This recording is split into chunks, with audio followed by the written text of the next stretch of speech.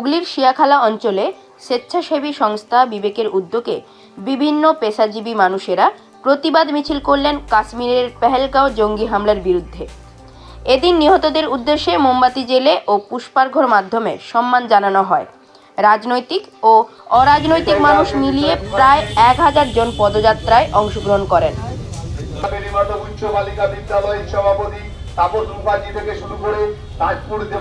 উপভোগ করতে দুদিনের ছুটি নিয়ে হঠাৎ করে যেভাবে আততায়ীরা সন্ত্রাসবাদীরা তাদের সকল সম্প্রদায়ের মানুষকে জাতি ধর্ম একটা স্বেচ্ছাসেবী সংগঠনের মধ্য দিয়ে ভূস্বর্গে যে নারকীয় ঘটনা ঘটেছে তার আমরা প্রতিবাদ জানাবার জন্য আজকে মিছিলে হাঁটছি।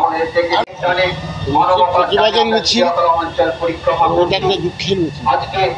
সারা ভারতবর্ষের যে ঘটনা ঘটে গেছে অত্যন্ত মর্মান্তিক, এটা কোনোদিন আমরা আশা করতে পারিনি। 26 জন পর্যটককে যেভাবে গুলি করে ঝাঁঝা করে দেওয়া হয়েছে, এটা সারা পৃথিবীর বুকে এই ধরনের ইতিহাস তৈরি হয়নি, এটা ভারতবর্ষের বুকে তৈরি হয়েছে। এবং এই ব্যাপারে অনেক সতর্ক থাকা উচিত ছিল কেন্দ্রীয় সরকারের, তারা কিন্তু এ ব্যাপারে উদাসীন। সুতরাং যারা প্রাণ দিয়েছে তাদের প্রতি আমাদের তার পরিবার প্রতি আমাদের সমবেদনা জানাচ্ছি। গত 22শে এপ্রিল আমাদের ভারতবর্ষের ভূস্বর্গ কাশ্মীরের বুকে পেহেলগাঁওয়ে যে নারকীয় ঘটনাটি ঘটেছে, আমাদের যারা পেহেলগাঁওতে বেড়াতে গেছিল বৈশারণে, সেখানে যেভাবে জঙ্গিরা এলোপাথারি গুলি মেরে আমাদের 26 জন পর্যটক সহ সেখানকার বাসিন্দাও ছিল একজন, তো তাদেরকে হত্যা করেছে।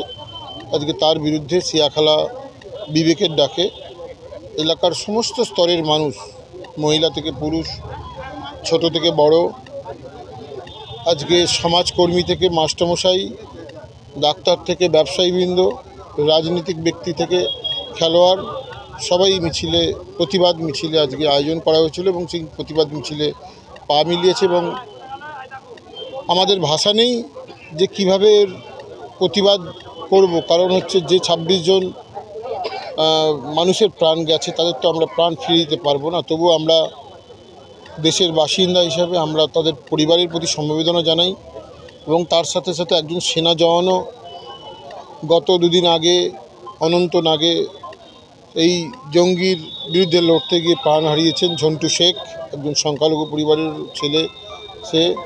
এবং যেভাবে ভারতবর্ষের বুকে এই আঘাত যে জঙ্গি সংগঠনটা নিয়ে এসছে, তার বিরুদ্ধে সারা ভারতবর্ষের মানুষ গর্জে উঠেছে, সমস্ত স্তরের মানুষ গর্জে উঠেছে, আজকে শিয়াখালার মানুষও গর্জে উঠল। প্রথম কথা বলি, আমি একজন ভারতীয় হিসেবে আপনি যে শুভেন্দুবাবুর কথা বলছেন, উনি পাগল হয়ে গেছেন কি বলেছেন ওটা আমার কাছে এই মুহূর্তে ম্যাটার নয়। আগে আমার দেশ ভারত মাতাকে উপরে যে বারে বারে আঘাত আসছে, নিরীহ ভারতবাসীকে যে বিভিন্নভাবে সন্ত্রাসবাদীদের মাধ্যম দিয়ে এবং এক প্রকার পুরোপুরিভাবে পাকিস্তানের মদতপুষ্ট, এরা পাকিস্তানের নেতৃত্বে, পাকিস্তানের নির্দেশে, পাকিস্তানে সমস্ত কিছু তাদের সরবরাহ করা হচ্ছে, তার মধ্য দিয়ে আজকে এই ভারতবর্ষের উপর বারে বারে আঘাত আনছে। শুধু কাশ্মীর নয়, সেনাবাহিনীর ওপর আঘাত আনছে, সেনাবাহিনীকে মেরে দিচ্ছে। এটা চলতে পারে না, কারণ ধৈর্যের সীমা পার হয়ে গেছে। এবার কিন্তু পাকিস্তানকে সবক শেখাতে হবে। এর একটা চরম পরিণতি দিকে কিন্তু পাকিস্তান এগিয়েছে। ভারতবর্ষ সরকার তার যথাযথ ব্যবস্থা করুক।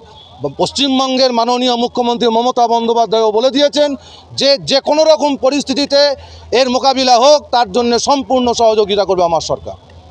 অর্থাৎ আমি একজন ভারতবর্ষের নাগরিক, ভারতীয় হিসেবে আমি কিন্তু চাই সময় এসেছে উপযুক্ত শিক্ষা দেওয়ার পাকিস্তানকে। এটা হলো মূল কথা আমাদের, কারণ এটা চলতে পারে না। বারংবার একই জিনিস কেন বারে বারে আঘাত আসবে? এর চরম পরিণতির দিকে পাকিস্তান এগিয়েছে।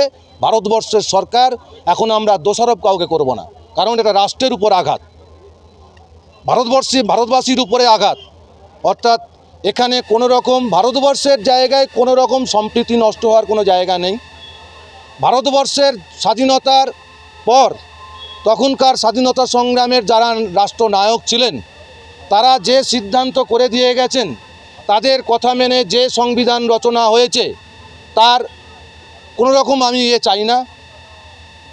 যেরকম করে গেছেন সংবিধান রচনা সেই মোতাবেক ভারতবর্ষ যেমন সর্বধর্ম সমন্বয়ে সবাই আমরা সম্প্রীতি রক্ষার লড়াইয়ে আমরা যেমন একত্রিতভাবে বসবাস করছি, বাস করে আসছি, আমরা সেরকমভাবেই বাস করব।